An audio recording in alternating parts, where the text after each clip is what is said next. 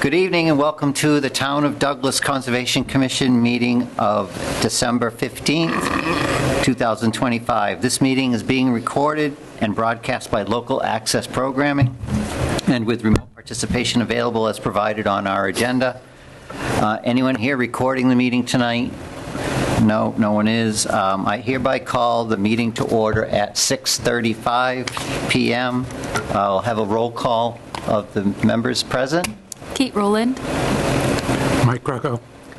And Mark Munjum. Brendan was excused from tonight's meeting, and Jim Foran called or texted about half an hour ago and said he was having some issues and may not be able to make it tonight. So he's excused for the time being. Meeting minutes, Kate, nothing yet? Okay, we'll push those back to the end of the meeting if we have time then. Open up for discussion, 106 Pine Street, in order of conditions, number 143-1106, Cassidy Granger. Is there someone here for that project? Yep, us. All right. Can you just take a seat here and let us know what's up? We were just notified by the town to come tonight. Okay. Sam, So- do you know what's up? Yeah, thank you, Mr. Chair. So basically, we got a notification that there was a trailer up on the property, and as far as the commission is concerned, that would be, and it's hooked up to the septic, I think that's on site right now, right? So for the commission, that would be against what your order of conditions was issued for the house, right? And then when Brandon, the other agent for the commission, did a drive-by, he did not walk on site, but he did a drive-by of the site. He saw that it looked like the vegetation was cleared a little bit more than what was originally approved in the order of conditions. So maybe there was a little bit more clearing that happened, and then he did not see any of the plantings that was proposed. And I'm going to put it up on the screen right now, just so we can all see the approved site plan. So this order of conditions was issued, I think, last year in 2024. But just to give a little bit of background, we have bordering vegetated wetland, we have the river over here to the east side when you're looking at this site plan, and we have riverfront area on the site, which is the 200-foot riverfront area is this dashed line that kind of goes right through where this proposed garage was supposed to be, and then right through the leach field area. So basically what's happening at the moment is there's no house being constructed on the site, but there is a trailer set up in this general area of the proposed garage. So basically, all in all, what's there currently would be against what the order of conditions was issued, in violation of the order of conditions. So, and if there's no plantings, there's supposed to be plantings all throughout this 100-foot inner riparian zone. So Brandon couldn't see that from the road. Now, obviously, he wasn't on the site, so he can't tell. He didn't get a close-up, but from the road, that's what it looked like. So right now, the commission has a couple options. I was talking to Brandon about it. If the owners would allow, if we could do a site visit on site to check out if there's plantings there in that area, just to kind of get an idea of what's going on here. That's kind of what Brandon would like to do, just to get a full understanding of, is there more vegetation that's been cleared than what was originally approved? Are the plantings put in? The other avenue you could go is issuing an enforcement order for violation of the order of conditions. And then the enforcement order, I mean, it would technically include removing the trailer, but I think it's going, I don't know if it's in the ZBA, if there's something going on with ZBA at the moment, but my recommendation would be for us to do a site walk with the owners on site to get a full idea of what's going on, and then we could go from there. So that's kind of the situation at the moment. Could I just... Yep, just state your name and address for the record. Jack Chapman, 106 Pine Street. We just got our building permit last week, so we wouldn't do the plantings until after we go in and do the excavation for the house, because it is fairly close still, and I want to do them all at the same time. As for extra clearing, I don't believe that we did any beyond where the silt fence is. The only spot that would have been a little extra was, if you can see where the existing well is, I can point to it. Yes, yep, that point there. That was an old dug well, like probably, I'm not sure, but an old dug well. So we thought that that might have been an artesian well at the time, and it wasn't. So we had to fill that in. So the erosion control looped around that just so I could get access to fill that in. But other than that, I don't believe that there was any traffic or clearing beyond the erosion control mark. Okay. Other than that, I have no problem with the site visit. So, Brandon does have his hand raised, so Brandon, you can talk if you'd like. Thank you. Can you all hear me all right? Yep. Okay. Would you mind if I share some pictures? Yeah, hang on, let me stop sharing. Nope, you may. Okay, just gonna wait a minute to get the approval.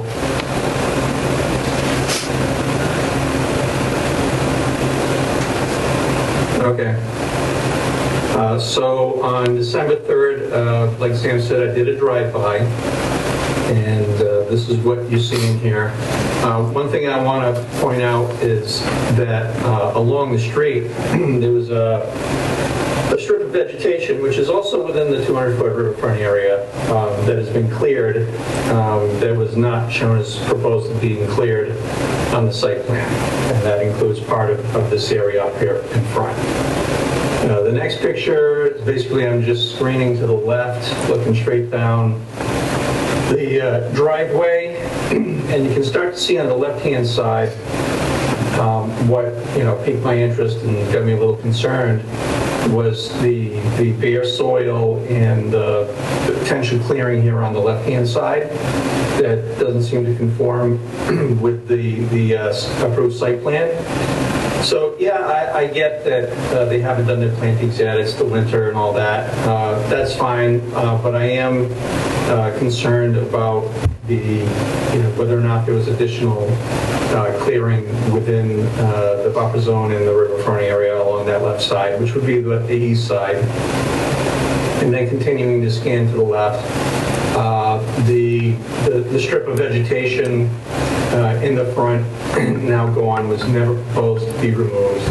And the silt fence is up, so maybe they're okay, but what I would like to do is with the owner's permission, do a site walk. Here's a kind of a wider angle view of the whole thing, and a little bit more of a close-up of the left-hand side looking in, and then back to the area of the trailer. And that's what I wanted to show you. And again, I think that at this time, it would be good to just go and do a checkup on how the site work is going, and we will bring our recommendations to the commission at the next meeting. Thank you. Brandon, did we ever have a pre-construction meeting with the client, or not the client, with the proponent prior to them starting any work? So, okay. But I can remember. Yeah, excuse me, Brandon, yeah, we did. We had, on October 3rd, there was a pre-construction meeting for this, Of what year? Okay, my mistake. 2024. Of 2024, so over a year ago. Was is the silt fence barrier installed? There is a silt fence barrier installed, yes. Does it look like there's been additional disturbance up to that barrier on the left side of the driveway as you come in? Because you said it looked barren. As the kids these days say, it's sus, which is why I want to get in there and look a little more closely. What I would like to do, one of the things that we have the ability to do that's pretty cool is we have the ability to geo-reference the site plans on the aerial photography and put it on my GPS that has a screen that follows us around as a little X marks the spot, and I can get it, like I can really get in to areas and tell whether or not things have been done like they should. Okay. So can you explain why the clearing was done along the road that appears to have happened? yeah, I would have to see the site plan, but I didn't know that we were doing anything that we weren't supposed to within the limits. Okay. Can you bring that back up, Sam? But I'd have no problem meeting on site. So, again, Sam, can you point out the line that's the 200-foot riverfront area? It's kind of hard to see, but it's this black, the darker black line that goes right across the proposed garage here, and then it goes down this way. I don't know. And then can you go up to show the row of vegetation? Yeah, we've got this. So that row of vegetation was proposed to remain. Not only that, but you can see there's two, on the right-hand side, there are two tree lines. The one on more the right is the existing tree line, and the one on the left, which is basically the boundary of where the plantings are, with those little circles with the letters in the middle, that's the proposed tree line, and that was done as mitigation for work that they're going to be doing in the riverfront area to build, what they want to build, which is larger in scale than what was proposed before. And that was the plan that Raul Mancarius of Alpha Omega presented, and I remember him specifically talking about that. And it also does show a limit of work line outside of those trees at the front, correct? Correct. Can you show that, Sam? What Can you really put the cursor concerned on me that? was when I was looking at from the road, that line of vegetation, if you remember from the pictures I just showed you, went straight down. And over here, even the old tree line wasn't that straight. So I just want to get down there and do an exercise and see what's going on. All right. Well, the proponent has said that he is fine with that happening, so I think we should schedule something. Well, if we can get his, if Sam can get his contact information, if we don't already have it, we'll set that up. All right. Thanks. Thank you very much for coming in. Yep. You can No just write problem. it down in here. Okay.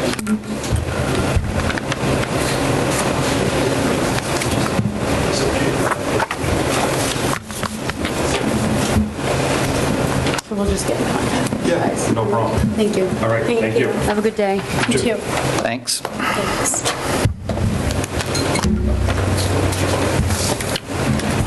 Next up, under new business, item number 1, 6:30 PM, an amended order conditions, DP number 143-1114. Public hearing, Town of Douglas, 59 Depot Street, retaining wall, map 169, lot 54. Let's see, this is a new public meeting, so I should have a, is it 59? Be on there. 59 Depot Street. Town of Douglas Conservation Commission, 29 Depot Street, Douglas, Mass. 01516, pursuant to the Mass General Laws, Chapter 131, Section 40 of the Massachusetts Wetland Protection Act. The Town of Douglas Conservation Commission will hold a public hearing on Monday, December 15th, 2025 at 6:30 PM for a request for amendment to an order of conditions. Mass DEP file number 143-1114, filed by the Town of Douglas for work located at 59 Depot Street, to be done pursuant to the Town of Douglas Wetland Bylaw and the Wetland Protection Act, MGL 131, Section 40. The amendment to the order conditions is being requested to expand the size of a proposed stormwater structure. Public participation will be available by attending the meeting at the Town of Douglas Municipal Center, 29 Depot Street, or pursuant to the Governor's March 29th, 2023 order suspending certain provisions of the open meeting law, General Laws, Chapter 30A, Section 18.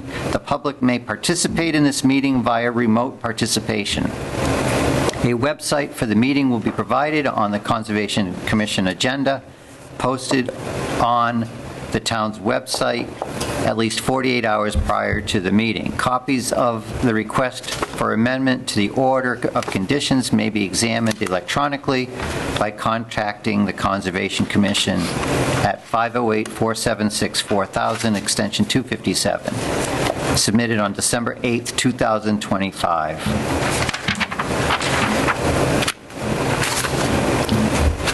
Okay. Name and address? Bob and Eric, 107 Cedar Street, Town of Douglas, Economic Development, on behalf of the Water Sewer Department with Bob Sullivan, who is remote. Okay, thank you. If you remember, I was before this commission on Monday, October 20th, requesting an emergency certificate for this same work because of the mason who was performing the work had a medical condition, surgery, who prevented him from doing the work, so the emergency certificate actually expired on November 19th. So we're before you right now to request an amended order of conditions, and that was one of the special conditions under the emergency certificate. So we're actually doing two things here at once.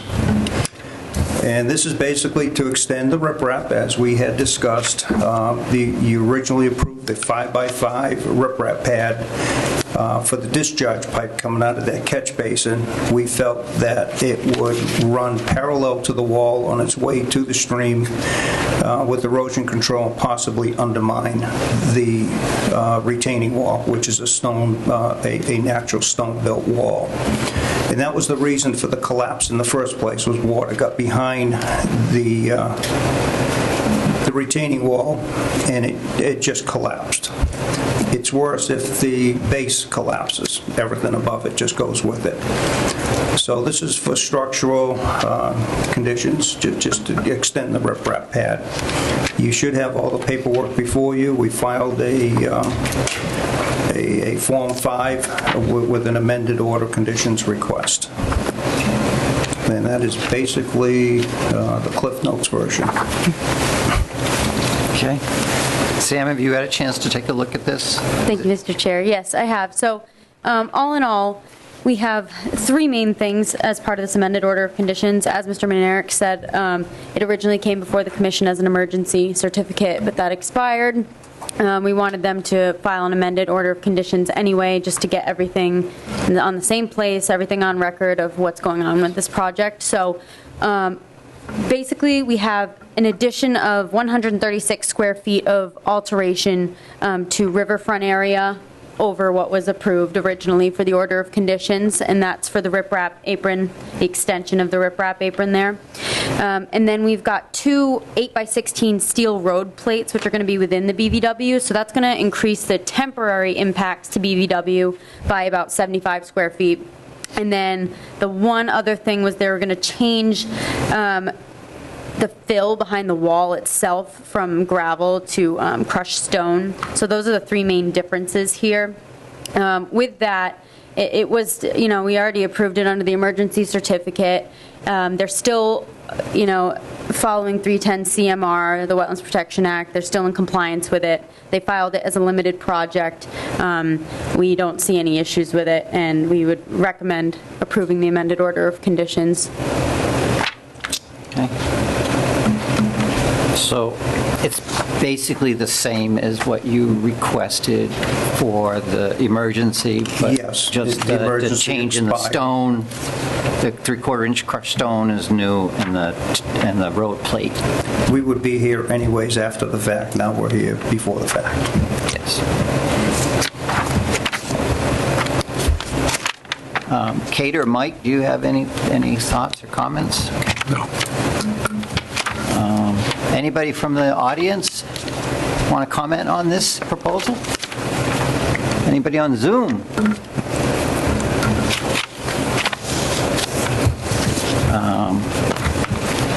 Kate, do you want to make a motion to approve the amended order?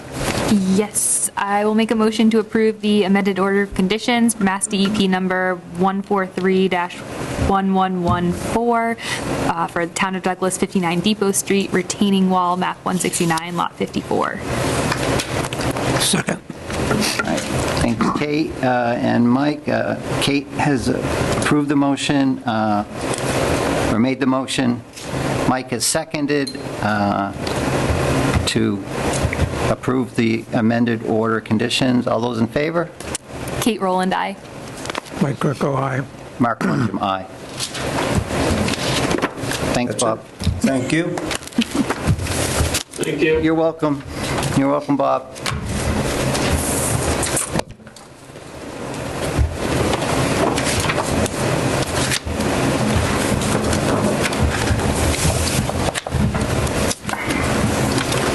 Next up, 6:30 PM, notice of intent, DEP number 143-11. We don't have the DEP number yet. Public hearing for Deer Crossing Development, Woodland Road, road extension, wetland crossing number 2, map 250 and 237, lot 1 and 15. Mr. Chair, procedural question before we open the public hearing. Since there's only 3 members here tonight, I don't know if any members are on Zoom. There are not, no, we're just the 3 of us here tonight. So procedurally, is it wise to open and give a brief overview tonight, or to continue to the next meeting? We're fine with opening and starting the process if you are. Well, we're fine with that. So do the other members then able to watch it on Yes, YouTube and catch up? yes, Okay. yes. All right, then. Let's open her up. All right. Town of Douglas Conservation Commission, 29 Depot Street, Douglas, Mass. 01516. A legal notice for public hearing pursuant to Mass General Laws, Chapter 131, Section 40, the Mass Wetlands Protection Act.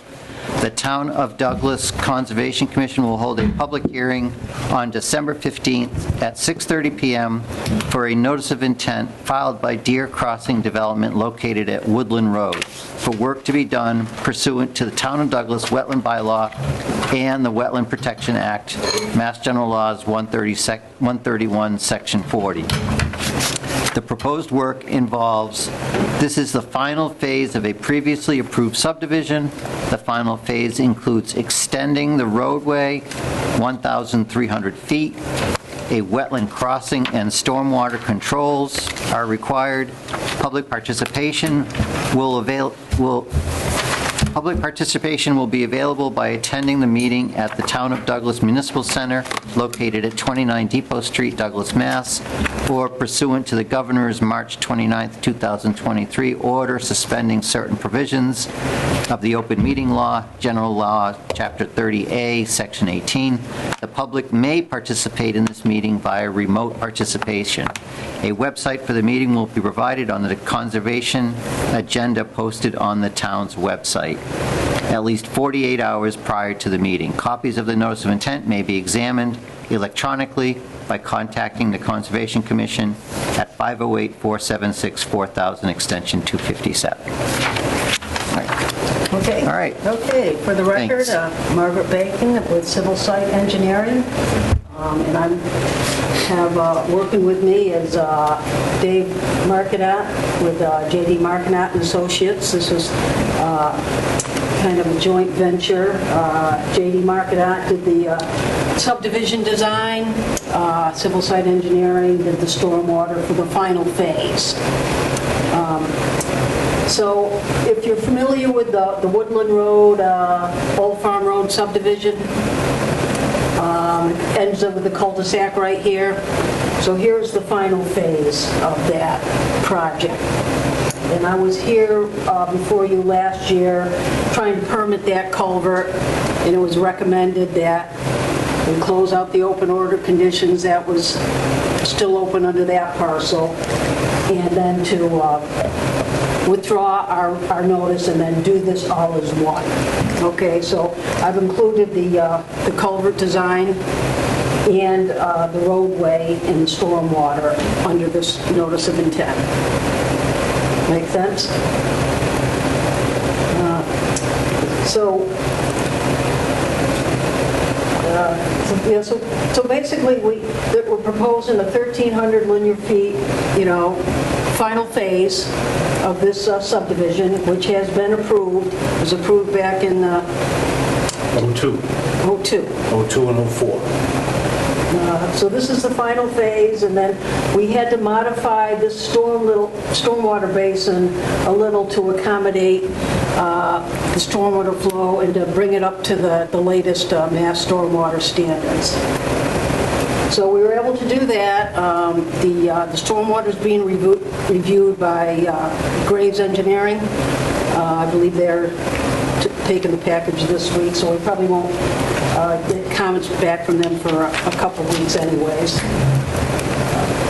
So stormwater is one aspect of it. Then we have that floorless culvert right here, and this is one of the narrowest spots for the crossing.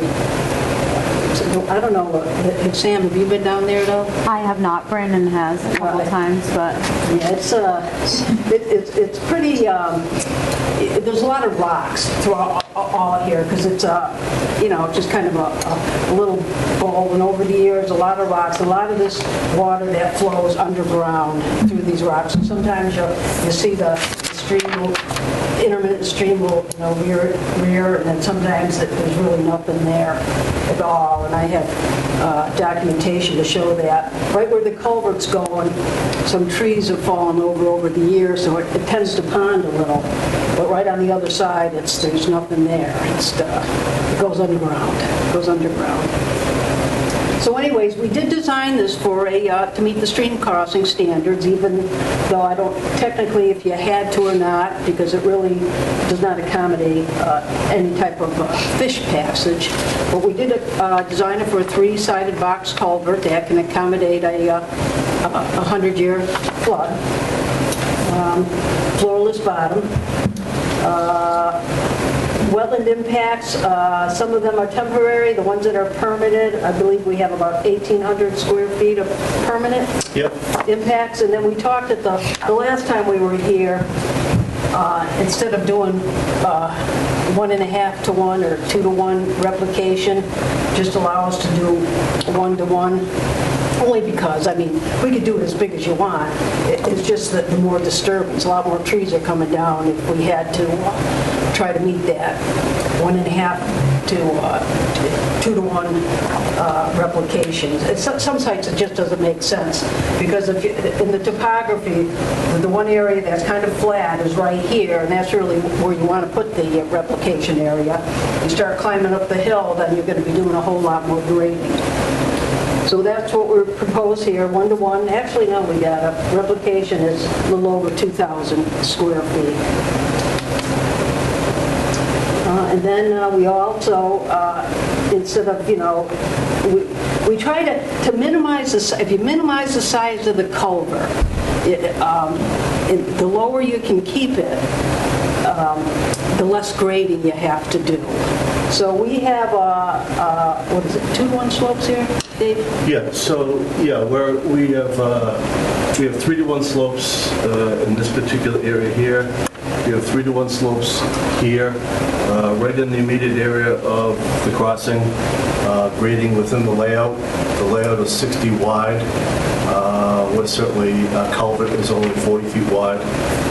Grading is 2 to 1 uphill of the ends of the culvert. And those areas of 2 to 1, we're proposing 4 planting areas for stability, and wetland plants at the toe, and upland plants on the 4 areas for stabilization. Yeah, we have a list of the planting scheme. We have 2 planting schemes, one for replication and one for slope stabilization. So instead of using riprap or concrete walls, 2 to 1 slopes with the right vegetation is just as stable as anything else. It's a little softer approach than the riprap slopes. So that's on the last page of the page 8. Yeah, page 8. Yep.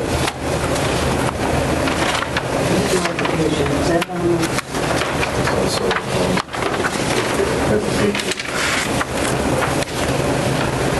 Oh, yeah, okay, so the replication, so 2 different planting schedules for depending upon what we're doing, okay? So obviously, we haven't got comments back from the DEP yet. Actually, I talked to them today. They haven't even registered it on their website, but That got mailed out. It was like November 10th, so I sent them a hard copy, and I just resent them a PDF via email this afternoon, so they have it. They just haven't reviewed it yet or registered it. And then, and then, so waiting on DEP. I'm sure we'll have some going back and forth with Graves, typically you do, so waiting for their comments, and then I guess get some feedback from the commission.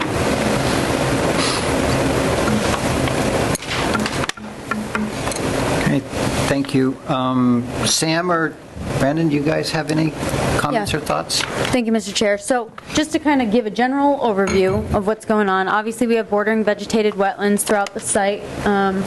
Margaret has it up on there, all highlighted in green, the wetland lines, and I have it up here on the screen as well. Is that a recent delineation? So it looks like, Brandon can chime in on this a little bit more because he knows the history of it, but it looks like some of it was delineated in 2024 and then some in 2004.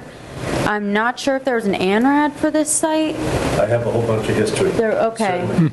So we had done numerous filings with the state, Commonwealth of Mass, DEP. We did do an ANRAD back in 2002.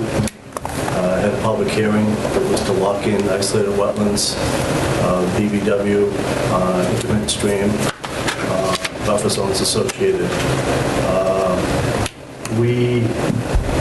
We have technically 3 crossings on this property way back in 2002. We had a crossing right in this area here. This is number 1. We're here tonight for number 2, and number 3 is down over here. This particular roadway is exactly the same horizontally and vertically as it was approved in 2004. Got approved by Conservation. We had numerous ongoing filings between the state, Douglas Planning Board, Douglas Conservation, Historical. So the alignment remains the same. We have catch basins and drain manholes and detention basin here built and installed. Pavement goes to here, Station 38+0. We have a manhole here, a tub that goes into the basin to a flare 92. So essentially, this is built to here, paved to here. It's shrubbery between here and here, but the manhole is in, and then the connection from the manhole to the basin already exists. So we're proposing to link on to that and complete that. The basin's been updated, it's been raised and updated, but we're following the same format from '04. Douglas has approved, has accepted Woodland Road to here, Old Farm Road to here. This has been built. We've taken the drainage and the easement associated down to here, and we've taken the basin as labeled as P4 easement. So we're connecting, we're keeping everything exactly the same. It just so happens to line out that the narrowest crossing still remains to be at that same location. So the culvert back in '04 was 6 foot wide by 4. We're now 7 by 5. And as Margaret said before, it does meet the open ratio, requires .82, we're at .87. So horizontally and vertically are exactly the same. So,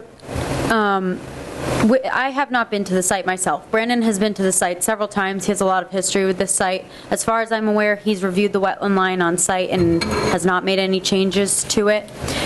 So we've got bordering vegetated wetlands, so obviously a lot of the work is within the 100-foot buffer zone to the wetlands. And then we have direct impacts to bank of the intermittent stream, so we have about 80 linear feet of impacts to bank of stream for this. And as Margaret pointed out already, they are in compliance with stream crossing standards, Massachusetts stream crossing standards. They have a bottomless culvert. It meets the openness ratio as well as spanning the bank as well. So that, they've met that. We've got 1,865 square feet of alteration to bordering vegetated wetland for this crossing here. When we had initially met, I had made a comment about meeting the Douglas bylaw because for the Massachusetts Wetlands Protection Act, it's a 1-to-1 ratio. When you disturb wetlands, you replicate on a 1-to-1 ratio. So under the Wetlands Protection Act, they've met it, but under the bylaw, they have not met it. It's a 1 to 1.5 ratio. So if they had met it, it would be the 2,797.5 square feet would be meeting the Douglas bylaw. Right now, they're at 2,090 square feet. As Margaret stated, I believe the reasoning for it was to not take as many trees down. Now, I will say in the bylaw there is a section, I'm just going to read it just so we have it on record. Section 2.13, the area of replication must be at least 50% larger than the area of the original resource that will be destroyed. And it says, the actual area ratio of replacement shall be decided on a case-by-case basis in accordance with the previous bullet point here, which says, at a minimum, the replicated wetland must reproduce all the values and functions of the original wetland as determined by the Commission. Site conditions permitting, the Commission may require the additional values and functions be incorporated into the replication design. So if the Commission feels that they are meeting the values of what has been lost, then under your bylaw, you're able to accept what they've brought in front of you. If you don't think so, then you can have them replicate on a 1 to 1.5 ratio as they should. They do, I can bring up, let me go down to the last, if you go to one of the last pages, which they did have up here, showing the replication area, the planting schedule. They also have a couple different planting areas, as they pointed out, on the slopes coming down from the road themselves. So they've proposed, you can kind of see these gray areas here up on the screen. That's where they've proposed to do plantings in these 4 different sections here. So they're all native plantings, I believe, that they've proposed there. And then for the replication area itself, they have matched what was on site. There's a comment here stating what vegetation is on site right now, and what they've proposed to plant is the same native species that they will be losing for this. So that would be my main comment with this. Do you believe that what's before you right now is acceptable as far as the replication area goes? I feel comfortable with stream crossing standards being met in this case, but it's, it's up to the applicant, to the burden of them to explain why they think it's okay to not be meeting the bylaw for the replication area in this scenario. And then the only other question I had, and maybe Graves Engineering will be covering this as well, if you had an operation and maintenance plan as far as the basins go. A lot of the time we'll include the operation and maintenance plan in perpetuity for our order of conditions. I mean, obviously we can't issue it tonight anyways because we don't have any comments from DEP, don't have a file number, but that's just something to consider as well. That's sometimes what the commission will include as special conditions. So that's what I have. If Brandon, he has his hand raised, so we can bring it to Brandon now, see what he has to say. Through the chair? Yep. Thank you. That was a very nice summary. If I do say myself by Sam.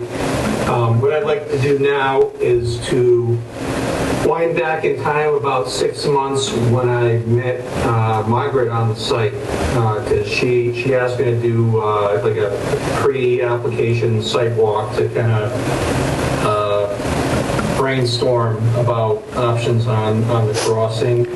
So I want to show some pictures of the area where the crossing is proposed, and then get some of Margaret's input as well. And I know it's been 6 months, but Margaret probably remembers our conversation on site, so she probably knew this was coming with some of the questions that I have.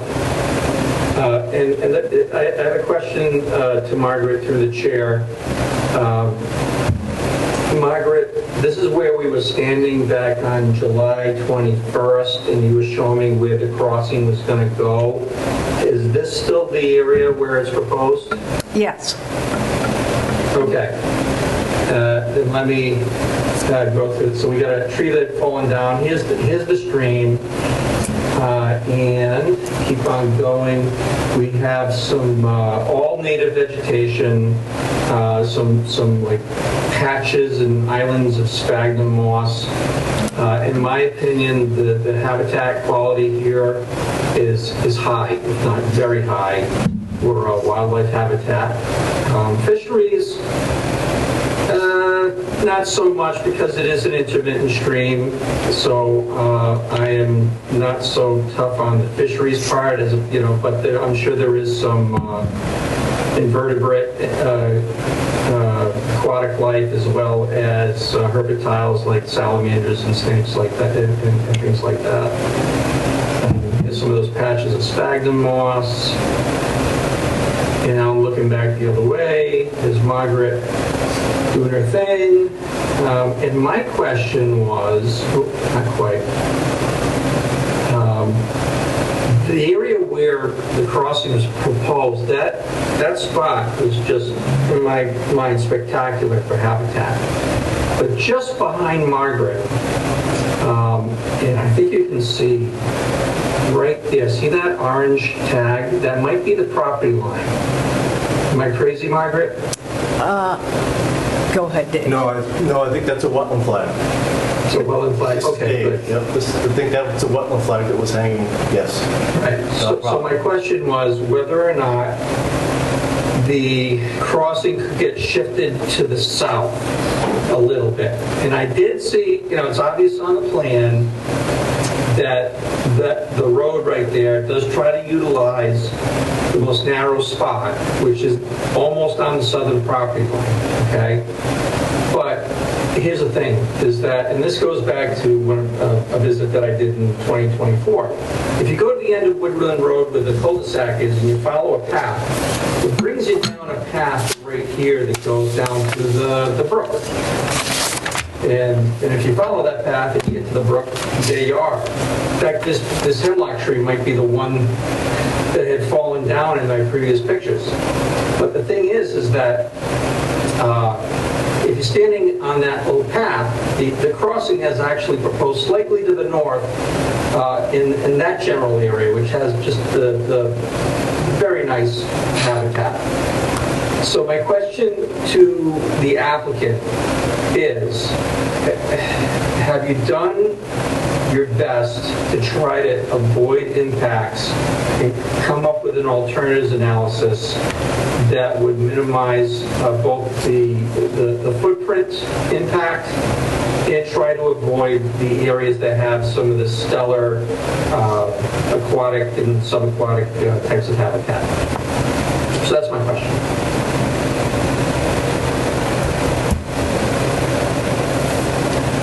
Well, I can say that, and Dave, you can help me out on this, but right now we have a subdivision that was approved back in 2004 that you start to relocate, lot lines or right-of-way lines that starts to become a problem. And maybe, Dave, you can explain a little better. So back in '04, the previous replication area was a little bit larger, but was on the opposite side of the road. The previous, it's hard to see, but can Brandon see this as to the? I don't know if he can see it through the camera. Rotate this at all, or? Maybe if you point. I can't, no, but just try to explain it. From the plan that's on the screen, the previous replication area is about where the P6 is labeled, in and around the old flag of 174 and CA 56. Yes, it would be. Yeah. Okay, I see that. Yeah, that would be the previous replication. And that was a little bit more challenging in grading. If you compare the grading on the plan today, in that same spot, is a little flatter, but it's about 4:1, but there's a lot of contour change in that previous replication area. We realized that it was a little thinner on the ground in the present location of the proposed replication area. It's also much flatter, and it seemed to make more sense and realistic to put it on the southerly side of the road than the northeasterly side of the road.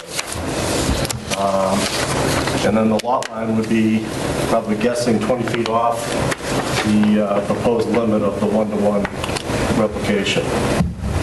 So in a comparison of 04 to now 25, we felt that the roadway should probably stay as is. That little hatched area on sheet 8, right in the middle of the road is a large boulder in the middle of the road. The tree is right at that same location. So if you sort of stood that back up and evaluated it when it was stood back up, probably the characteristics are probably much the same as upstream of that or downstream of that. So we were looking at the replication area and thought it was best to relocate the replication to the south side of the road versus the north. Yeah, and may I say, that picture you brought up, Brandon, with that little wet pool. Now, unfortunately, if you go just north of that or just south of that, and I got pictures here, it goes underground. There's nothing there. And maybe if you want to just show this to the chair, that's pretty much where Brandon was talking about. And this is just 10 feet downstream from that, and that's what it turns into. And even upstream of it, it just flows under. There's really hardly anything there. You know, it's just this one little spot. Now, it's unfortunate that just happens to be the spot that the road was designed that way years ago. And I think because of the trees falling over, it created more of a pool than that was there before. But it's not an easy thing just to move the layout of a roadway left to right a few feet. You know, it's a significant change. Everything changes. Everything changes. Okay. All right. That's the answer, which is fine. The commission can take that into consideration. I got a few other questions. You said there was some old orders of conditions, one in 2002 and one in 2004. Do any of those have certificates of compliance? Yes. So the conservation filing started with ANRAD in 02, and then an order. Which doesn't require a certificate of compliance. Right. How about is it NOI in 04? NOI in 03. Planning board endorsed it in 04. In 03, one of the requirements for the filing a couple years ago with the commission and the DEP required that we close out the order, I think it was number 572. So in August and September of 24, Jack Nail had filed for a certificate of compliance, which was issued in September for Old Farm Road and Woodland Road up to the acceptance and the limit at the start of our proposed extension of Woodland Road. So the remainder of the subdivision, Wetland Crossing 1, Wetland Crossing 3, has been signed off by this board. You know what, I kind of remember that now. Okay. Yeah, so there's a very stony, bouldery brook, and the object is that when you build the three-sided culvert, underneath it, you keep the substrate in the stream as close to natural as possible. So I don't know how much of a challenge that's going to be, but it may be a challenge to do that. So I want to know what the phasing plan was, what your order of operations were to build the culvert? Like do you have to get across the stream first with some kind of a temporary crossing, or do you build it from one side and go to the other? Can you tell the commission a little bit about how that crossing in practicality gets built? Yeah, we've been, Jack and I and Margaret have talked about that a little bit. We've started a discussion with that, and it just so happens that the replication area was on that same side. So all the machinery should come from the intersection side of Old Farm and Woodland. Certainly you want to kind of use the materials from the alteration into the replication. So it seems to make sense to, certainly after erosion controls are up and inspected, that the replication area get to sort of subgrade so that you can sort of transfer the substrate on the wetland crossing into the replication area. Okay, thank you. I'm interested in how the three-sided culvert would get installed, and, phasing and just the practicality of how the culvert gets built. If I may, I've done several of these in Douglas and surrounding towns.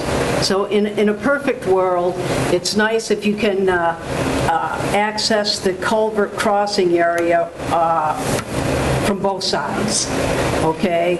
Because what they're going to do is they're going to, and it's easy enough, you know what it looks like just downstream from where that crossing is. There's hardly anything there. So they could easily get equipment onto the other side of that crossing, so you could approach construction from both sides. But what they're going to do is they're going to dig down, and they're going to get down to the substrate, the pear material, and there's going to be a lot of big rocks, and can't avoid that, and so those will have to come out, and then we put in the footings, and a lot of times you can get the precast footings, so you don't have to pour in place, and then you come in with the culvert that comes in sections that just get placed onto those footings, and so you try to preserve the substrate of the original stream, but it's kind of difficult to do. So what happens is once you're done excavating and you have the footings in, then you recreate the stream bottom that's in between those footings before you put the culvert on top. And I've got several in Douglas that I've done, in Sutton, that I can point you to if you want to take a look at them. But that's how we did it. Okay, and let's take a step even farther back, because this is a forested area, which means that this area is going to have to get cleared for trees, at least within that corridor where the road's going to go, before you do, get any of the big yellow machines in there, so to speak. So can you explain, just the step-by-step with, going in there, clearing the trees, how that's going to happen, and eventually working your way up to the part of the work that you just explained? Well, I guess the first thing that we'd do, we'd flag the limits of clearing, and then the contractors would come in and, do all the clearing. And at this point, it would just be within the roadway right-of-way and for where the stormwater basin's going. And then they'd you put in the... How will they get the material trees out? Removed from the site, Margaret? What was the question? Oh, how would we get the trees removed from the site? Well, the trees could be stored to the side until that culvert was installed, on the far side of the culvert. Okay, see, this is good discussion, because this is the kind of thing that I want to nail down, what your means and methods are going to be. Sure. I mean, you had an option of going in there with a skidder, say, and pulling out the big trees, but maybe that's not the way you want to go. Maybe you just put them to the side until the road gets built, and then you can pull them up to the road and get them out easier. These are things we want to be able to put in the order of conditions. What is your plan? Maybe we'll come up with a plan and submit it at the next meeting, or send you something after we've had a little time to think about it. Okay. One of the things I forgot to say that I should have said is that I have reviewed this wetland line before, when the first time Margaret came in, back in 23. Yeah. Nothing has changed, but my question is to Margaret, have these flags, or at least the flags that face the crossing, been refreshed lately? As in, when you say lately, within the last year, 6 months? Yeah, so that when someone goes out there, whether it be me, Sam, or a member of the commission, and they walk out there, they can see the flags, and then they can go up to it and read it, say, oh yeah, this is flag CA60, and be able to read it. No problem. I'll make sure they're all legible. I can tell you one thing, though. You go out there and review all those flags, you're going to be crawling on your knees. It's all really thick mountain laurel in a lot of areas. It's very difficult site to flag. So I don't imagine you'd be wanting to look at too many of them. Okay. But I'll do it. I'll do it. At least near the Yeah, yeah. crossing. But just near the crossing. I'll Well, refresh at it near the... least near the yeah. crossing, yeah. Right. Okay, so those are my questions and comments, and I think that one thing that still needs to be resolved, based on Sam's reading of the regulations, is what the size of the replication area should be. So I'll leave that to you. Right, and like I said, there's no problem us going bigger. It's just, I don't think that's the environmentally best approach, in my opinion. Is the crossing marked in any way now, if we were to go take a look at it? Yeah, no. When will that happen?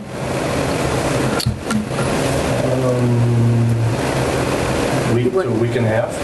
Is that adequate? Yeah, it's going to get continued anyway. Right, so, right, I mean, right. It's not a big deal. Okay. Yeah, But give us 2 weeks. We'll have the crossing marked, and then, or do you want to wait to schedule it after your next meeting? I'd like the center line marked, and then also the limits of on either side, the limit of work on either side. Okay, and that's the crossing area and probably on the buffer zone on each side, correct? Okay, just so you can get a sense, all right. Buffer zone or limit of work? We're going to do the limit of work up to the 100-foot buffer zone on each side, okay?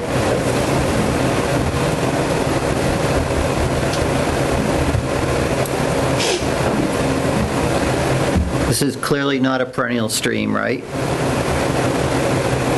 Right.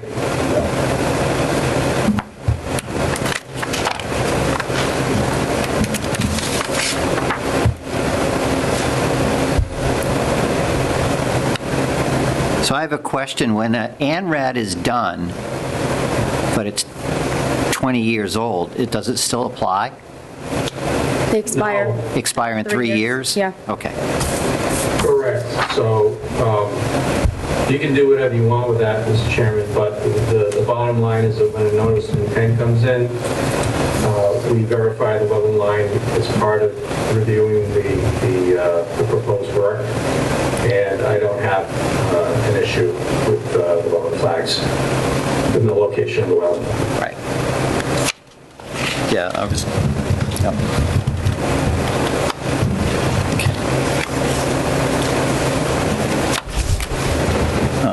Which is, at their risk. If I didn't like the wetland line, if I had some problems with it, it could cause a really big redesign. But it doesn't in this case.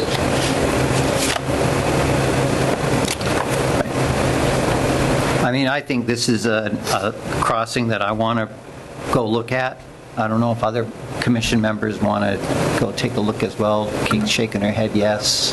So we'll probably set something up to go have a look at it ourselves. Either individually or as a group. They had the group meeting the other day. That was pretty good, so maybe we'll do that again.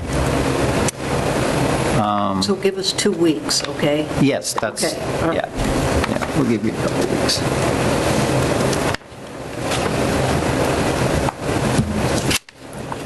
The stormwater detention basin, Is that being excavated down into the existing ground, and do you know where the limits of, or where the groundwater table is, and is it above groundwater?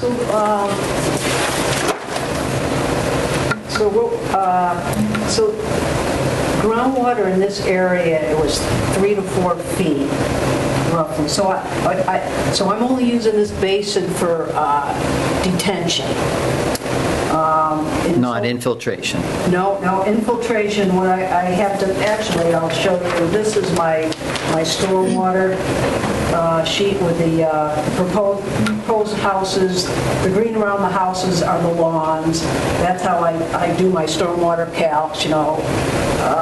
And so what we're trying to do for infiltration is rain gardens and infiltration trenches along the driveways. Infiltration trench in between this shared driveway and rain garden. Just trying to break it up and separate it instead of bringing it all down here and then trying to infiltrate in this basin. And then it's also important to know too, there's another big basin over here that I've been out there during big storm events, and that has so much more capacity than being utilized. We're not, But I assume that's only going to get water from the eastern side of the site. Well, actually, believe it or not, see this little red line right here? All the stormwater from this road comes to a manhole and catch basin that dumps into it right about there. Then the rest of this roadway water, then there's another set of catch basins down here, and then it does go over to the original basin. And this was all permitted and done in the other calculations when they designed that basin. So the inlets or catch basins that are at the crossing are going to drain, this road drain there goes into the basin that's already existing? Correct. Yep. A series of catch basins here, here, here, here, and here. These all flow now into the big basin. And it was always designed to take the low point, which is right here at the culvert, come back against grade, and then go into the same basin. So this part of the roadway is here. This part of the roadway is into the blue basin. And then infiltration is at each lot. Does the existing basin drain into the proposed replication area, or does it drain to the south? No, not that one, the existing this one. drainage basin. Actually, The basin Where's the is separate outfall? from the replication. Okay, so it does not contribute to the replication.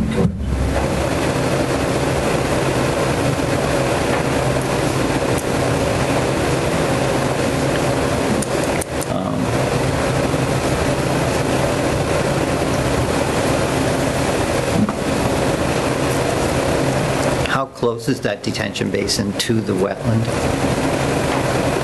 This is the one that's built? No, the proposed one. I think it's, here's the 50-foot buffer zone. Here's the 50-foot buffer zone, is right along the bottom slope of that basin.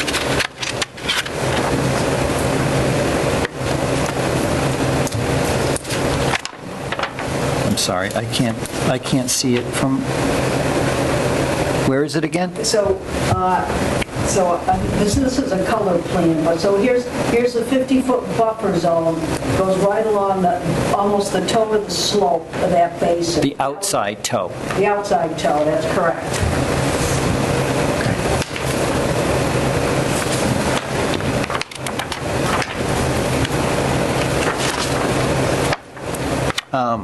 You said the side slopes on the bank of the road were going to be 2 to 1?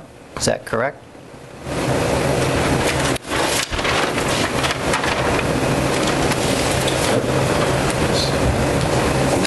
Oh, yeah, right here, to minimize impacts to the wetlands. If we did 3 to 1, obviously there'd be more wetland impacts.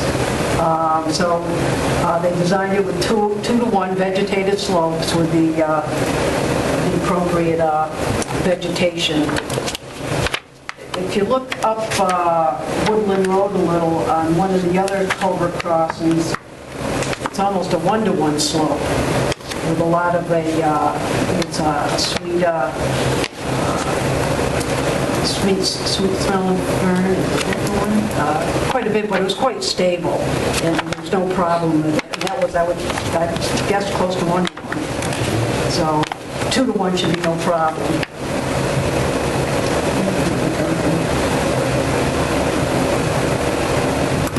10 feet high. 2 to 1, it's not that high. 2, 4, 6. Oh, 6 feet. Yeah. 6 feet on one side, on the south side. 2 to 1 here is 6 foot high. 2 to 1 here is 4 foot high. Yeah, so that's, it's just a 3 to 1 uphill, greater than 3 to 1. 3 to 1 this way. The 2 to 1 that's just here, and here are those shaded areas where the plantings will be. just a softer approach. Brandon, do you have any concern, or you, Sam, about the slope being 2 to 1? Brandon can Yes. input. So, yeah, it's steep, so I'm a little worried about, a big storm coming through and taking out soil that's on the side slope that might not be stabilized yet.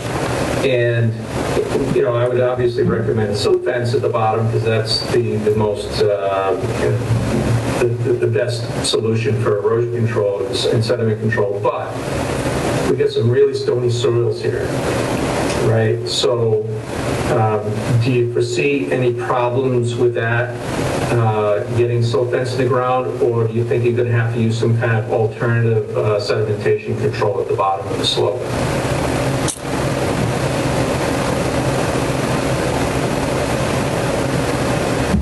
That's a question to the engineers.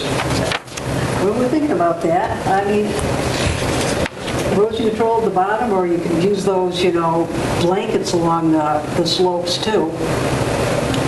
We could put jute mesh at the 2 to 1 slopes for in those planting areas. That might be the best approach for those two. You know what I did out of Southeast Main Street?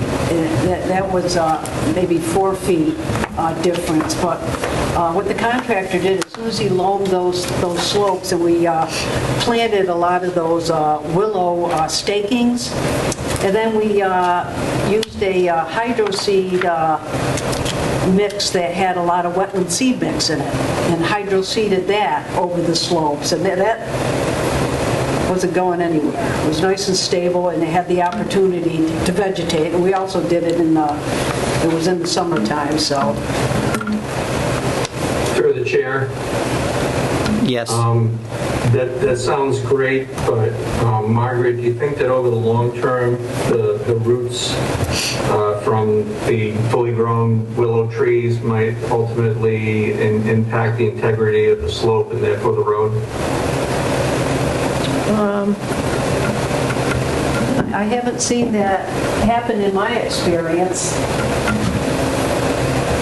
Okay. So and a lot of the plantings too, especially on our planting scheme for the slopes, I have the willows and the silky dogwood. They're on the lower end of the slope because they like their feet a little wetter. And then we have the sweet fern and the partridge berry and the low bush berry are the shrubs that we got planted on the higher parts of the slope, which like their feet drier. Okay. Well, why are we proposing planting areas on that 2 to 1 slope near the crossing to begin with? For stabilization, the roots. These plants have great rooting for soil stabilization. Okay. Bioengineering. Yeah, I just want to make sure we don't have a big storm. And one of my recommendations is, Mr. Chairman, that this get built in the dry season, not in the middle of the winter. So if you could wait till the stream dries up or nearly dries up, once we get into the spring and early summer, that would be the preferable time to do the work should you approve it. So what do you think about that recommendation? Anyone? that was the condition back with the original, and I think it's advisable as well, again. Good, I'm not crazy then. No. All right, good. There's one last thing I want to bring up, because I keep on saying it's the last thing, Mr. Chairman, but I'm bringing it up anyway. In 2024, the commission denied a proposed single-family home right around the corner at 75 Old Farm Road because the whole neighborhood showed up to say that they're all fracking their wells, making them deeper, and they're really not getting any more water. And this extension of the road is going to lead to more houses. So I wanted to remind you of that and to have a discussion, hopefully quickly, about what ramifications that may have on the whole permitting process with this crossing. I want to remind you how excitable the abutters were, and not just that, but people in the whole neighborhood were about 75 Old Farm Road. Right. Yep, they certainly were, so. Have you, yeah, no, never mind. I think it's going to be important. So did you want to have a discussion about that, or you're just bringing it up as a reminder? I'm just bringing it up as a reminder because this is just the first run-through Right. of the plan. DEP still has to make their comments, so these are things to put in your mind and kind of put in the back for recall at the next meeting. It seems to me that the lots that are being created here are going to be well outside of wetland jurisdiction, which was not the case with 75 Old Farm Road. They had everything in the buffer zone. Right. So maybe we won't even have any kind of say on that as far as the individual houses, but Right. I just wanted to bring it up so it's out there. No, it's good for everyone to be aware of that. Right. Okay, thanks. So you said something that you will work on, and I would strongly recommend you work on, is a schedule of construction and how, and the means and methods for construction. Yep. You have clearing to be done and earthwork to be done on the other side of this crossing. Yep. And so all of that work and the crossing, building of the crossing is all going to be impacted by the flow of water down towards this area. So how you're going to propose to do that is something I think we're going to want to have a say in. I don't have any other comments tonight. Kate, Mike, anybody on Zoom that wants to comment? You don't see any hands, do you, Sam? I don't see hands. Okay. All right. So, with your permission, can we continue this to a meeting in January? Yes, and I would suggest, since we have to wait for Graves Engineering with their comments, that probably at least a month, I would think. Because I don't, by that time, they give us comments and I respond and make changes. I don't think so I would think the last meeting in January that you have probably would work the best. Trying to find the agenda that I It have. looks like February 2nd is we have one in January and then one in February. So I think February 2nd will be the next one. So February 2nd? Yeah, the one in January is the 5th, so it's pretty early on. Yeah. So February 2nd, yeah, okay. 26. Thanks. All right. You want to make that motion, Kate or Mike? Sure. All right. Mike makes a motion to continue this public hearing till February 2nd. Is there a second? Second. Seconded by Kate. Roll call vote. Kate Thompson, or Roland, aye. Mike Greco, aye. Mark Mungem, aye. Thank you very much. much. Thank you. Yeah.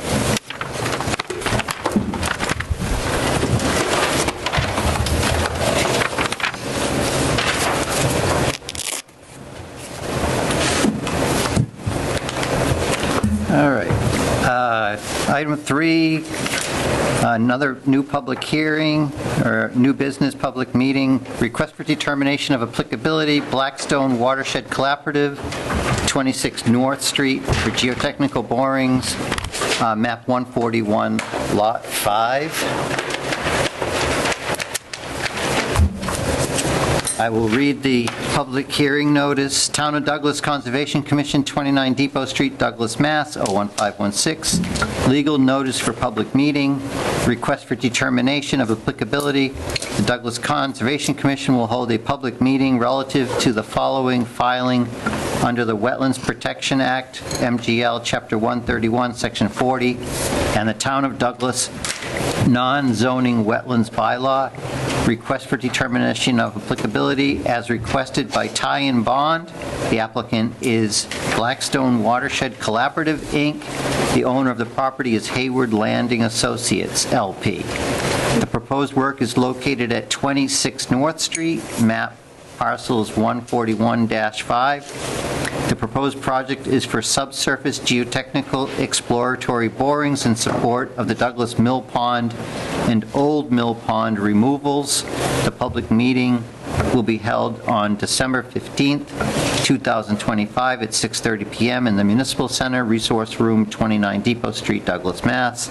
The application is available for review by appointment at the Conservation Commission office, again, 29 Depot Street, Douglas, Mass. During normal business hours, all interested parties are urged to attend. Mark Mungem, Chair, Town of Douglas Conservation Commission, December 6, 2025.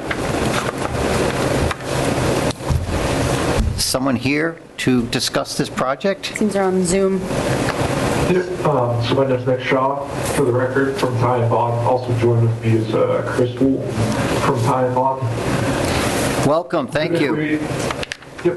So basically, we kind of submitted an RDA in advance of these borings. There should be 4 borings. And basically, the borings are being done to investigate the retaining walls on site as well as the adjacent building foundation. The borings are, within resource areas, boring land subject to flooding, 200-foot river front, 100-foot buffer zone, as well as the subject to the Town of Douglas Wetland Protections Bylaw. The borings are usually exempt under the Wetland Protection Act as a minor temporary activity because each boring is only about 1 square foot of impact, or temporary impact. The borings are being proposed in previously disturbed land in the form of either, paved parking lot, paved walkway, or just like a grassed area adjacent to the apartment complex. So we also have a boring contractor set up to use erosion controls that can be, placed in between the borings and the Montford River, which would be the main kind of resource area for this effort. And with that being said, we are kind of seeking a negative determination from the commission tonight in advance of these borings.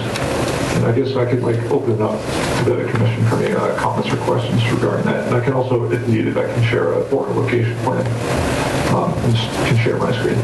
Okay. Sam, what do you have on this? Thank you, Mr. Chair. So let me bring up just the plan so you can get an idea. I think I have it in here of where approximately. I can also share on my end too. Okay. Let me see. Okay, let me get it up. So, as Mr. Shaw already explained, we've got 4 different borings. It's up on the screen right now. There are approximate locations here. So, we've got riverfront area on site, bordering land subject to flooding. I believe we have buffer zone to bordering vegetated wetland as well. Each boring is about a square foot of impact, so for a total of 4 square feet. These are meeting minor activities within riverfront area and the buffer zone according to the Wetlands Protection Act. So this kind of temporary act is exempt. So it's exempt under the Massachusetts Wetlands Protection Act. It's not exempt under the bylaw, but I don't think it'll have an adverse impact resource areas on site. As Mr. Shaw explained, it's within existing disturbed areas or within lawn areas. Brandon and I discussed this earlier as well, and he said he's seen a couple of these happen, and it's very negligible, the impacts that these have. It's nice that they're proposing, I think they're proposing straw wattles around them, which I would recommend as precautionary, but Brandon kind of said it's not even necessary to have the erosion controls. That's how little of an impact it is. So with that being said, I would just recommend a negative determination for this. I don't have any other comments or concerns with this. Do you have any questions or concerns, Kate or Mike? Not based on that. I have a couple questions, only because how long does the boring machine, how long are they there? How long does it take to do the boring? So we're anticipating this to take approximately 2 days, so, 2 borings a day, because each boring is proposed to go down 30 feet roughly. So, each day would be, a full work day, so like 8 hours per day for a total of 2 days. Okay. Through the chair, we did want to recommend that if they're going to store the equipment, like overnight, that they store it as far from the resource area as possible, and then that they have spill kit on site just in case something were to happen with any of the machinery. So as far as a condition, that would be conditions for this negative determination, to just store equipment as far away from the resource areas as possible, and then to have a spill kit on site for anything that may happen. Would that be a concern to you? If I may weigh in, this is, for the record, Christopher Gould, engineer with senior project manager with Time Bond. I would say that the most likely available parking space is at the Hayward Landing parking area, kind of in proximity to boring B4. That's the parking area that's typically vacant, not used by its residents. So that's really where. Really the only location that would be out of the way for the drill rigs, given the size and use of the parking lot. Okay. I think Nick may have, or we may have in the filing too, some photos of that general vicinity, but it is a typical paved parking lot with drainage. Right.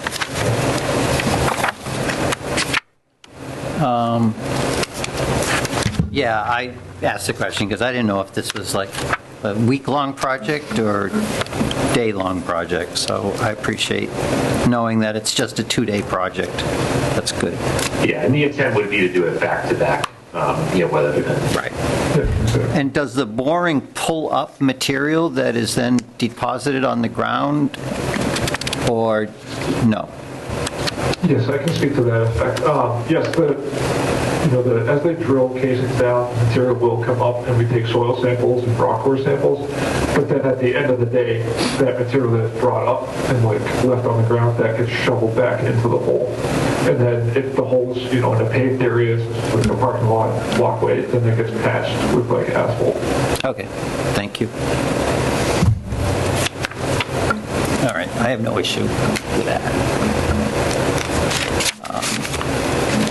So if you could make a motion or a negative determination, right? Yep.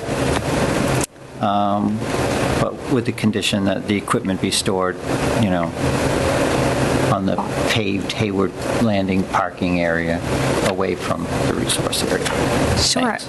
I'd like to make a motion for a negative determination for the request for determination of applicability for Blackstone Watershed Collaborative, Inc. at 26 North Street for geotechnical borings, map 141, lot 5, with the special condition that the vehicles are parked on the paved parking lot.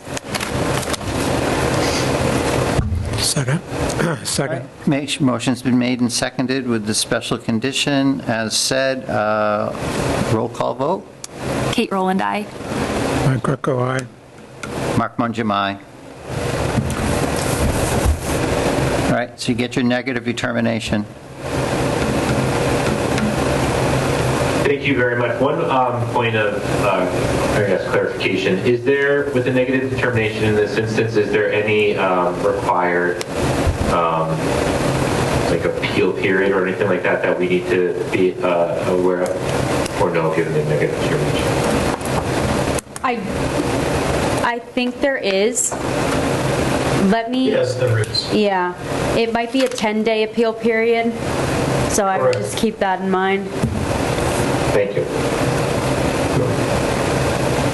Great, thank you very much. Yep, thank you. Thank you.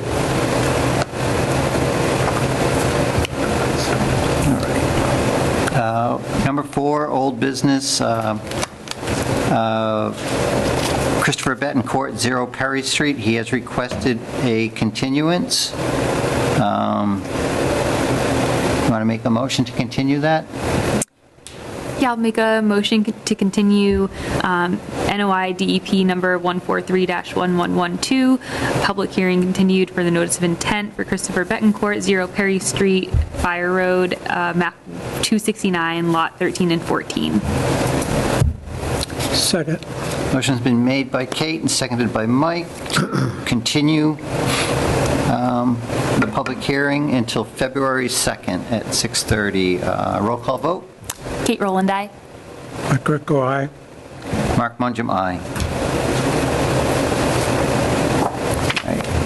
Next up, under enforcement orders, number 5, 11 Laurel Hill Road. What do you have for us on this one, Sam? So I believe Nicole Hayes of Garter Consulting is online, but last time we were left off with, the commission wanted to see, because we had disturbance within the 25-foot no-touch zone. So we were trying to determine, okay, we need 10 feet away with the driveway from the edge of the wetland under the bylaw, 15 feet with the limit of disturbance. It might be swapped around, actually. 10 feet limited disturbance, 15 feet away with the driveway itself. So they were going to tailor the plan according to that. We had talked about adding in some type of infiltration trench along the edge of the driveway, removing whatever fill was within the 10 feet of the wetland line in that area.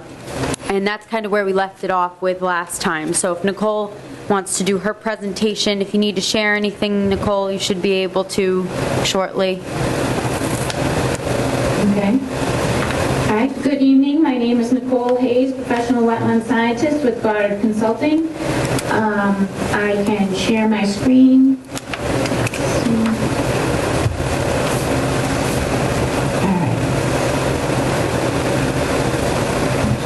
All right, can everybody see that? Yep. Okay, great. So, as you stated before, we went over the mitigation plan. We have approximately 1,700 square feet of fill in the wetlands that we propose to remove and replant. We have this 682 square feet of impact to buffer zone in which we will remove the fill and replant. And we also have a proposed additional mitigation area of 820 square feet. That's that yellow area. And invasive species removal mitigation of 960 feet. At the last hearing, the commission was satisfied with the proposal of mitigation that we provided. The information that we received back from you was to remove the 15 feet of fill material within this area here. This area, if you remember, was the applicant wants to keep. There's presently gravel fill in here right now. And the commission said that as long as we took away 15 feet of that area, and as you can see right here, that is the 290 square feet in purple here that we propose to remove.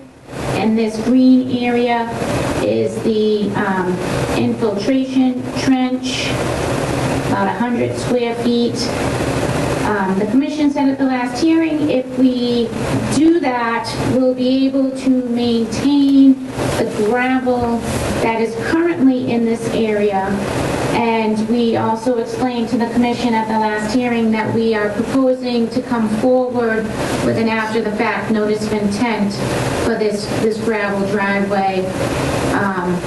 Once we have more information, that notice of intent will also include an addition off this single-family house here. So we went back and we took what you said, and we were going to plan on removing the gravel from this area, putting in the infiltration trench.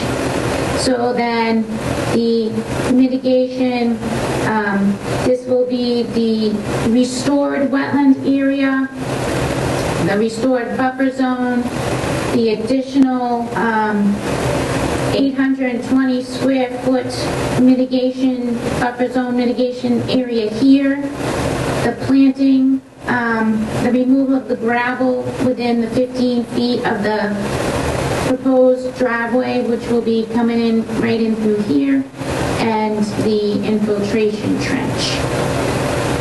At the last hearing, you also requested that we prepare a report, in which we did submit on the 10th, that shows a restoration and mitigation plan timetable. And I can just go over that with you now. So what we're proposing is that the erosion control installation and proposed debris removal happen this winter during dry conditions, so during no snow cover and no rain conditions. The applicant can remove the fill out of the wetland and buffer zone after first implementing erosion controls. And then next would be the spring of 2026, where we would propose the plantings of each of those three areas: the buffer zone impact area, the impacted wetland area, the additional mitigation area, and also the new 290 square foot area. And that's what it will look like. Then we will also do the invasive species removal during the growing season of 2026. And then we will do monitoring and reporting for the next 2 full growing seasons, with the first inspection being after the fill and gravel is removed out of the areas that we have proposed. That would be the winter of 2026. The second inspection will occur after the spring 2026 planting of each of those areas. The third inspection with a report will occur at the end of the first growing season in the late fall of 2026. The fourth inspection will occur at the start of the growing season of spring 2027. The final inspection and report will occur at the end of the second growing season at fall 2027. So that's really just a recap of all the information we took from you guys from the last hearing. We implemented that in our updated mitigation, planting, and design, and we've also provided you that timetable that you were looking for. And with that, I will open it up for questions or comments.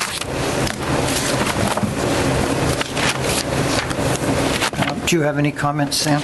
Yeah, thank you, Mr. Chair. So, through the chair to Nicole, do you have any concerns with, I'm looking at the planting schedule for both the buffer zone impacted areas and the wetland areas themselves. Do you have any concerns with the New England wetland plant conservation mix in the buffer zone? And why was that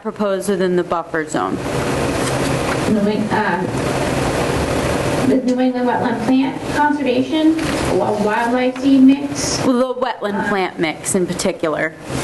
Just concerns with, will it do well within the buffer zone in that area? I mean, maybe it's a moist area in general and you think there won't be issues with it. Obviously, I don't have issues with it in the BVW itself, but it's just, kind of a question. And then the next thing I just wanted to say to the commission was,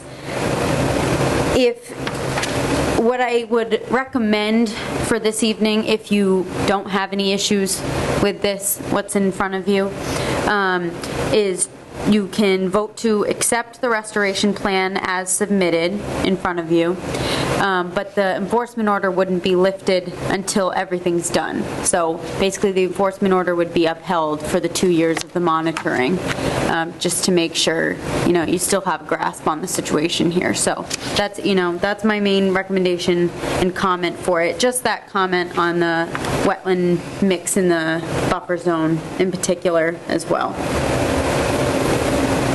Well, we can change it to an upland, native upland seed mix for the buffer zone. Also, we'll be monitoring the area for 2 full growing seasons, and if we see that the seed mix is not germinating and producing a good herbaceous layer, we will reseed, maybe with an upland mix. But either way, it's fine with me. I'm sure it's fine with the applicant if we change the seed mix for the buffer zone to an upland native wildlife seed mix.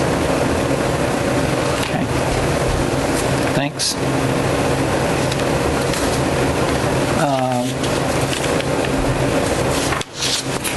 You noted, you called out for an infiltration trench, I think.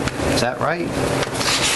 Yep, the commission wanted that as part of the mitigation for the gravel in the buffer zone to be left in place. And that is shown with this green square. Yeah, I'm trying to understand how that will be constructed, what that will look like. If you had any thoughts as to how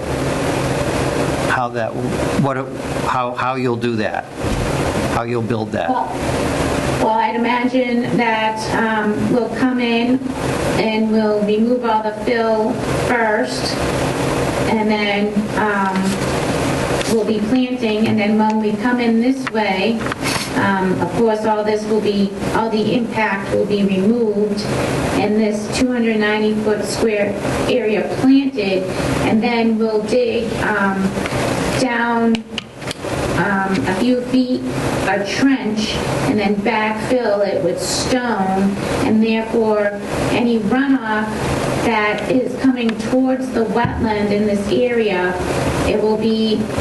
the water will percolate down into this infiltration trench before it enters into the buffer zone or wetland area. That I believe was the intention. That's what I came away from at the last hearing your concerns and requests. No, it is, and yes, I appreciate that it's been added. I just wanted to understand how it was constructed. And you just said that it would be a trench, but filled with gravel, filled with bigger stone, so that it's not left as a trench, which concerned me that might have the potential to erode further. So, but if it's filled with stone, I feel better about that.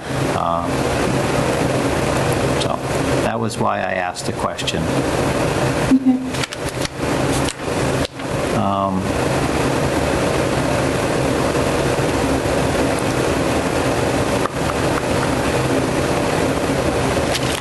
I don't have, I'm trying to remember what the wetland seed mix from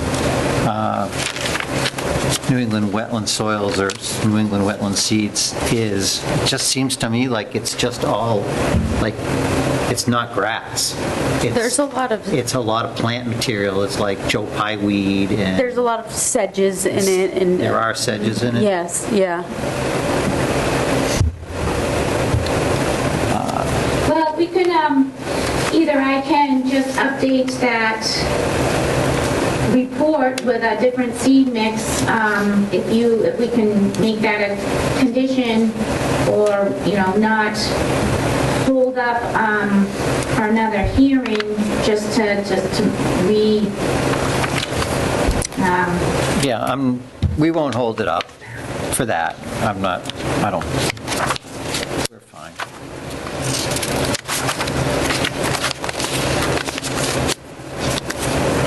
That, yeah. through the I chair, can, that would be, I can just edit that, the planting plan sequence for the seed mix and submit it to you. And if that's the only concern tonight, then maybe we can vote, and I will get that to you tomorrow with an updated seed mix for the buffer zone. Sure, that's fine.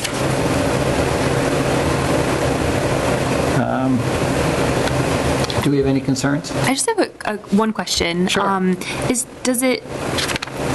you seeing the proposed location of the driveway being shifted to the right at all, or to the east rather?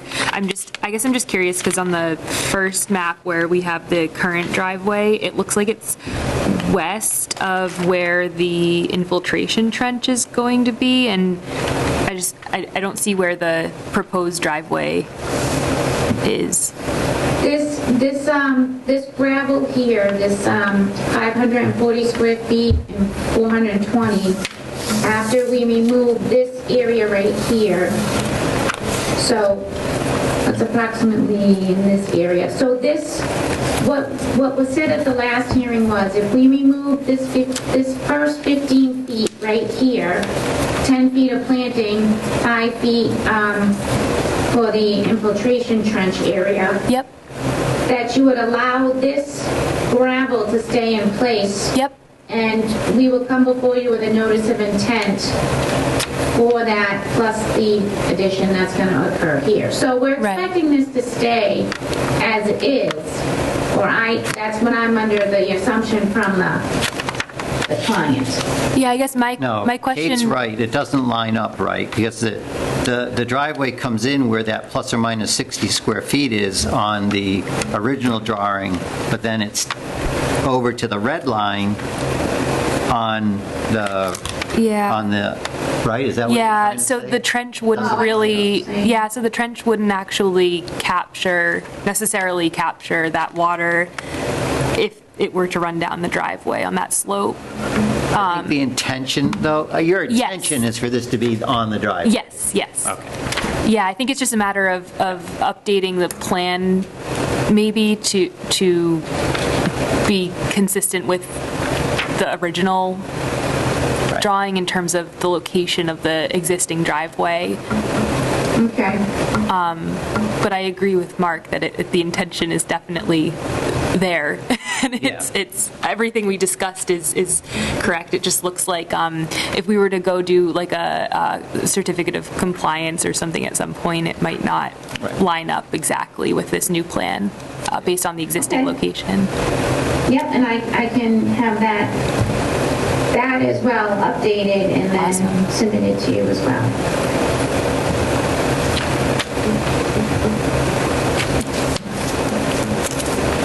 So, Sam, the process would be for us to approve the restoration plan, correct? Yep. You could approve the restoration plan with, we could just vote in with the condition that they send you an updated plan within a week or something like that, with what's been set before you now. So that they can then move forward with the restoration plan, but the enforcement order stays. It does not get lifted yet.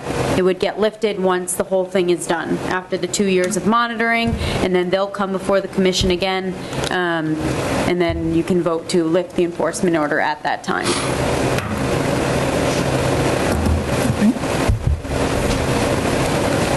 Do you want a motion to approve? Sure. Or, Do we need to ask if anyone else has questions? or- wait, yeah, is there anybody else that has any questions about this? On Zoom or anything? No. So I would like to make a motion to approve the updated plan for the enforcement order at 11 Laurel Hill Road, and include the condition that another updated plan is provided within a week, and we're keeping the enforcement order active for the remainder of the 2-year Yeah, you don't period. necessarily Okay. have to include the enforcement Okay. order, just that you receive an updated plan within a week demonstrating the new seed mix and the driveway in the proper position. So moved. Thank you, Sam. You second that, Second. Mike? All right. Motion's been made and seconded to approve with conditions the enforcement order. Roll call vote. Kate Rowland, aye. Mike Greco, aye. Mark Mungem, aye. Thanks, Nicole. Great, thank you very much. And I will get that to you, I'm hoping within a few days. Thank All you. right, perfect, thank you. All right, thank you. Thanks, Kate. Yeah. All right. We will be continuing Lake Shore Drive till January 5th, and Lake Shore Drive enforcement order till January 5th, as requested by the applicant.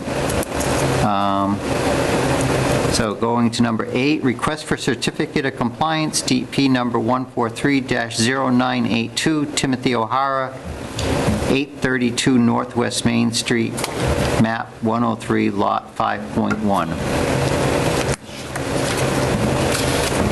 Okay, so the last time we left off with this one, Brandon had done a site visit, and it looked to be that Scared the owner. there was, spooked the owner a little bit, and it looked to be that there was some miscellaneous items outside the approved limit of work that was originally approved for the order of conditions here. I'm going to bring up the new as-built plan that we've received since the last time.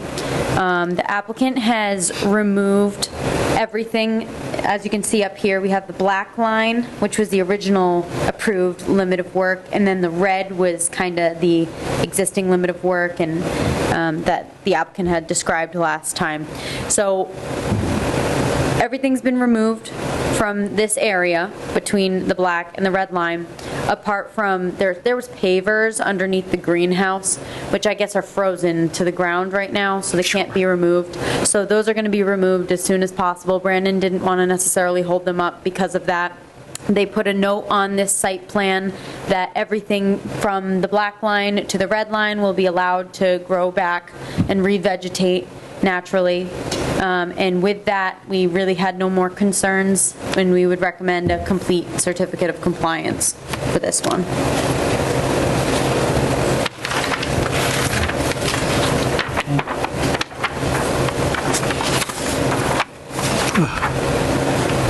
Can't read Okay. this. Me too. All right. You okay, Mike? Yeah, Good. sorry. All right, you want to make a motion to approve the certificate of compliance? Yes, I will make a. Hey, I'm keeping you busy. I know. tonight. Don't have Jim to fall on. I'll make a motion to approve the request for certificate of, oh my goodness, I can't speak. Sorry, let me start that over.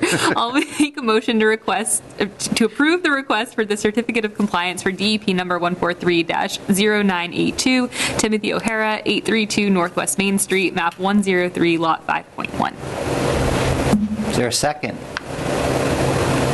Second. Motion's been made by Kate and seconded by Mike again to approve the request for certificate of compliance for Timothy O'Hara, 832 Northwest Main. Roll call vote. Kate Rowland, aye. Mike Greco, aye. Mark Mungem, aye. It's done. Oh, he'll be happy. He's up there. He's online. Thank you, guys. Oh, we didn't even talk to you. You're here. Sorry about that. Go ahead, all right. It's all right? All right. Great. Oh, I like your wallpaper. Thank you. Yeah. Appreciate it. Take care. Thank you very much. All right, thank you. This is the signature. I've been slacking. That was the first one. This is the second I one. don't even remember what this one was. This is that's for Depot Street, the amended. Oh, order. yes, right. And then this is for the North Street RDA, and this is for that one. You slacker, you, I know, I've Sam. been slacking. And I didn't remind you, so, you know. They're all going to come at the end. I'll get one signed anyway.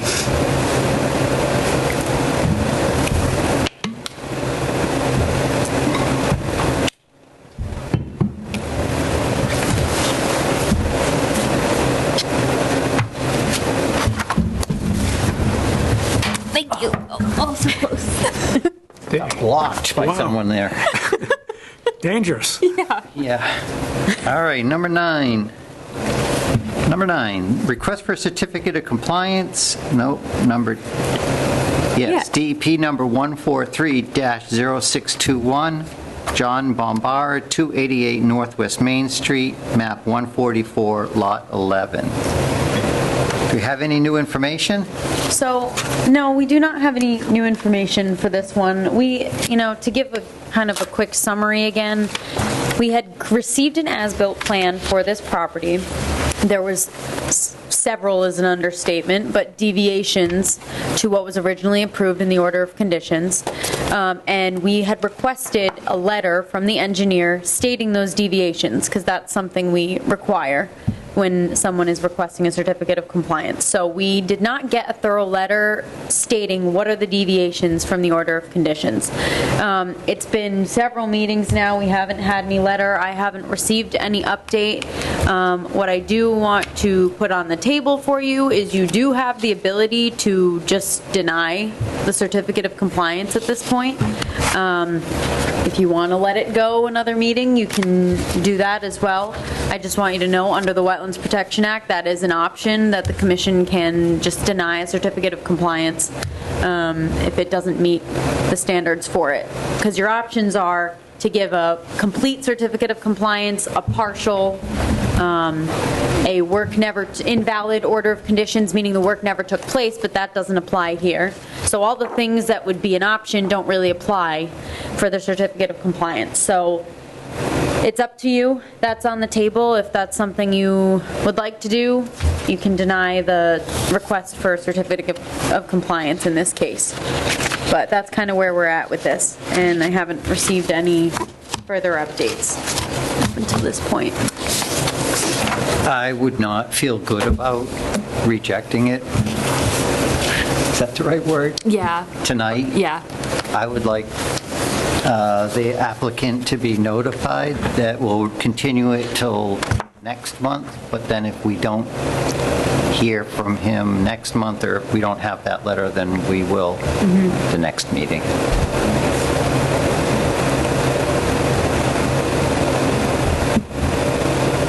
Does that sound fair? Yes.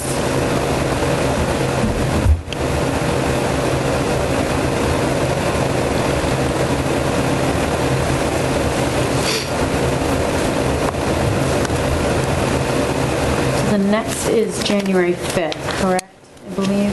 Yes. Yep.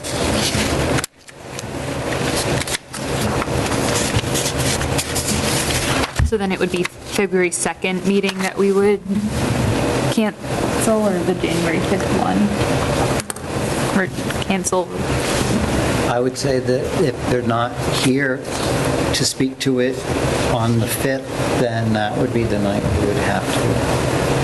And I'll reach out to Jen. I'll talk to her tomorrow and just let her know what we said, and then she can reach out to them and let them know. So, Mike, want to make a motion to continue the certificate of compliance meeting for DEP number 143-0621, John Bombard, to January 5th? So moved. Second? Second. Seconded by Kate. Roll call vote. Kate Roland, aye. Mike Rocco, aye. Mark Mungum, aye.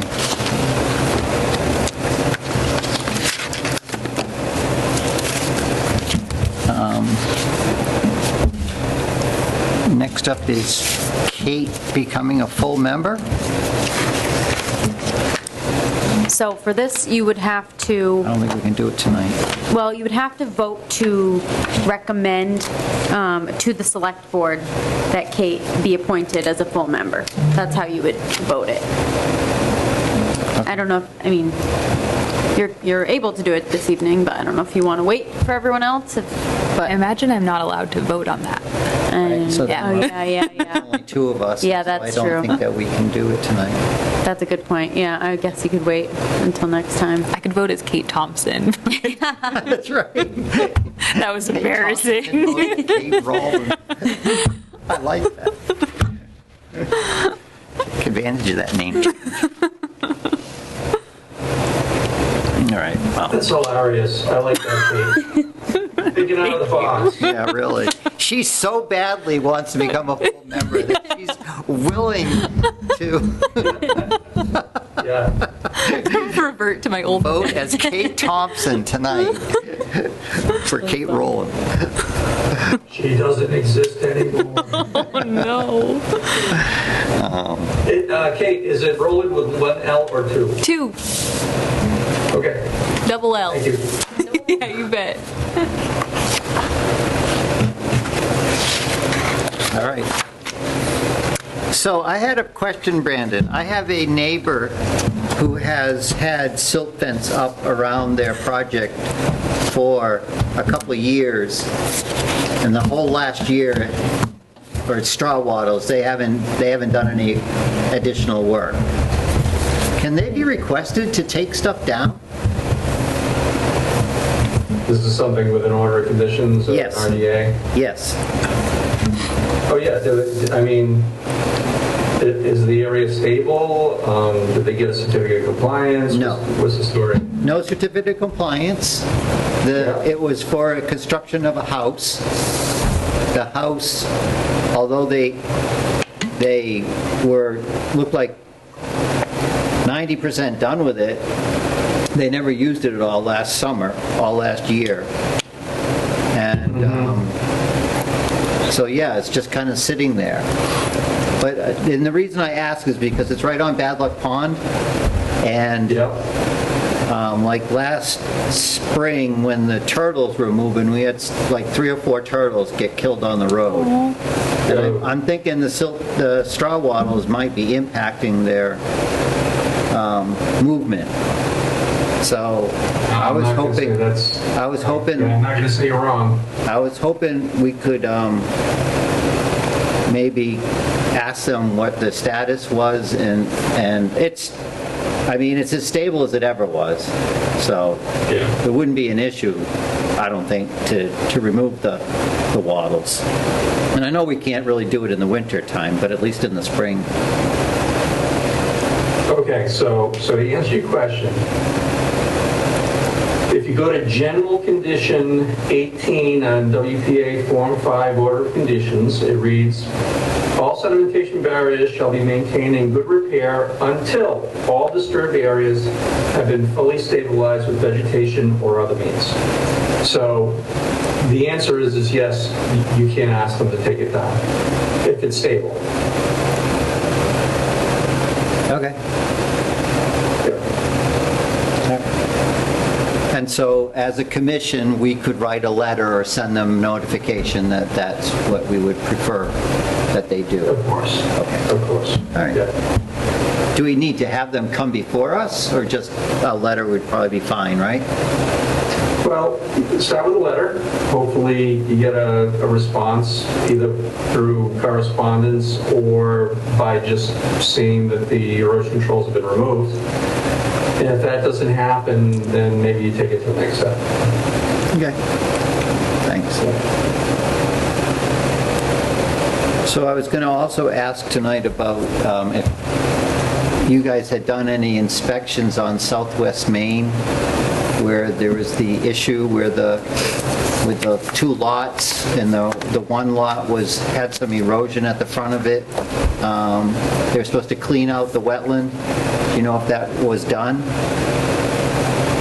I have been by there.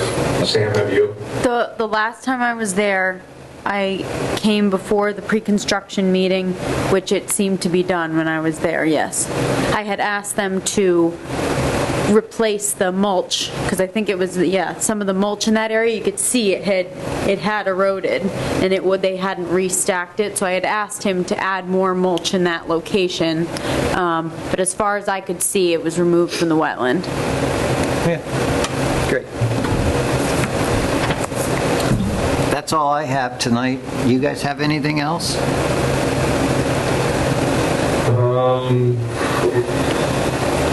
I don't think so. Sam? No, roles and responsibilities is still on here. I don't know if that was something that still needed to be... Oh, yes, yes. So the only thing that was stopping us from getting this done was the fact that I had not yet put in the date at the bottom of the page in which the Conservation Commission approved it. I was trying to remember what it was that we needed to do. It's like a ministerial thing. It's not even technical. Right. Right. So given the fact that we have 2 members absent, maybe we just wait until January. I think so.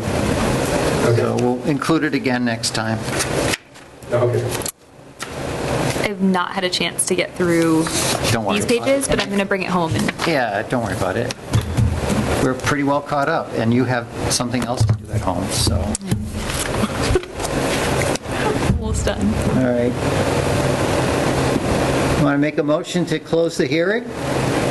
Motion, yeah, so approved. Or close the hearing, close the meeting. So moved. Adjourn the meeting. Yeah? So moved? Yes, so All moved. right. Kate, you second? Sorry. Motion's been made to adjourn the meeting at 8:35. Roll call vote. Pretty good. Kate Rowland. Aye. Mike? Adjourn? Adjourn. I agree. Aye.